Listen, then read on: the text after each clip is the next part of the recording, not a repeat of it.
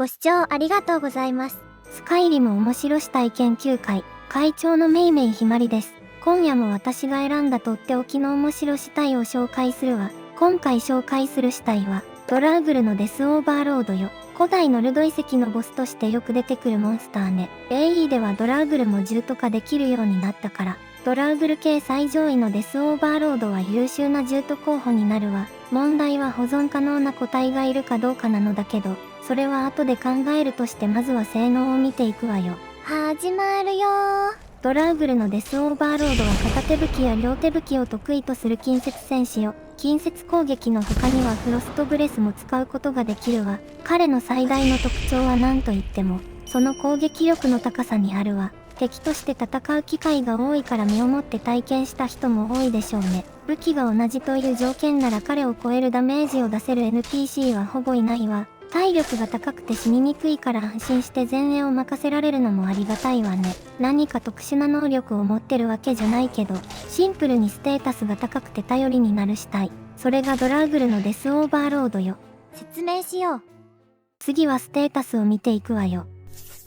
これがドラーグルのデスオーバーロードのステータスよ。最大の特徴はエクストラダメージ 2.5 を持ってることね。これは片手武器と弓によるダメージを 2.5 倍に、両手武器によるダメージを 1.75 倍にする NPC 専用のパーツよ。これのおかげで武器攻撃で大ダメージを出せるわけね。シャートはフロストブレス、揺るぎなき力、武装解除を覚えてるはずなのだけど、フロストブレス以外を使うところをほぼ見たことないわ。絶対にないとは言い切れないけど、基本的にはフロストブレスしか使わないみたいね。得意スキルは片手武器と両手武器よ。エクストラダメージによる強化倍率は両手武器の方が低いのだけど、元々の攻撃力が高いから結局両手武器を持たせた方がダメージは高くなるわ。だけどドラーグルは見た目に反して実は鎧を装備してないから、防御力の低さを補うために片手武器と盾を持たせた方がバランスは良くなると思うわ。体力が1400もあるから、盾を持たせるだけでも前衛として十分な硬さになるわ。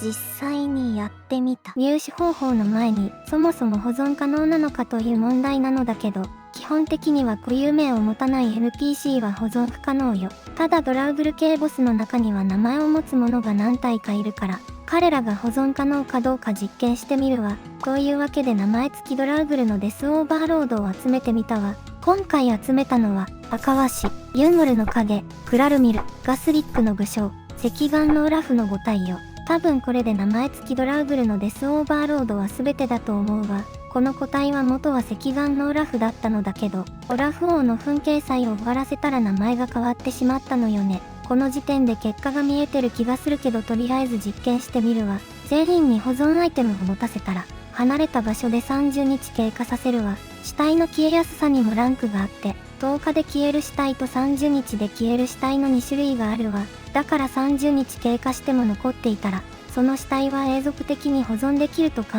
えていいわ。というわけで30日経過してから戻ってきたわ。残っていたドラーグルは、赤ワシと、クラルミルよ。この2体はドラーグルの中でも例外的に保存可能な個体ということになるわ。他のドラーグルも連続で30日離れない限り消えないから、ジュートとして使えないことはないけど、どうせジュートにするなら赤ワシとクラルミルにした方がいいわね。死んでくれません？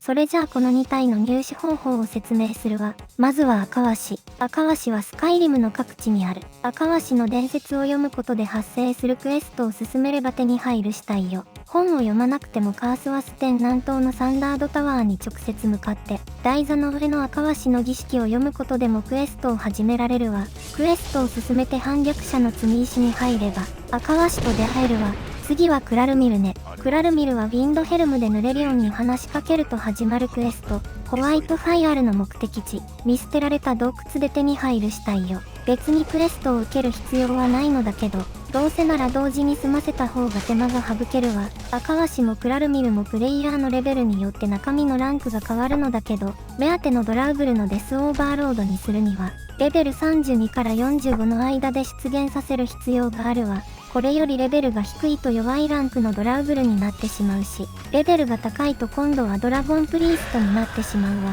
どちらも中身が決定されるのは出現するダンジョンに入った瞬間だから、ククエストを始めるタイミングについては注意しなくても大丈夫よ。これは基本的なことだけど、ドラーグルは死の獣人では蘇生できないから、獣人化には虫の杖を使う必要があるわ。ドラーグルのデスオーバーロードのレベルは45で、虫の杖の上限レベルである40を超えているから、獣人化には聖職者、血虫の兜、ボーンウルフの復讐のどれかが必要になるわ。血虫の兜なら講師の間で虫の杖と一緒に手に入るから、血虫の兜を使うのが一番簡単ね。ご視聴ありがとうございました。というわけで今回はドラーグルのデスオーバーロードについて紹介したわ。調査前は保存可能な個体はいないと思っていたから、2体も保存可能だったのは嬉しい誤算だわ。せっかく AE で獣人化できるようになったのだから、赤ワシとクラルミルについては消さないように気をつけてね。それじゃあ今回の動画はここまでよ。よかったらいいね、高評価してもらえると励みになるわ。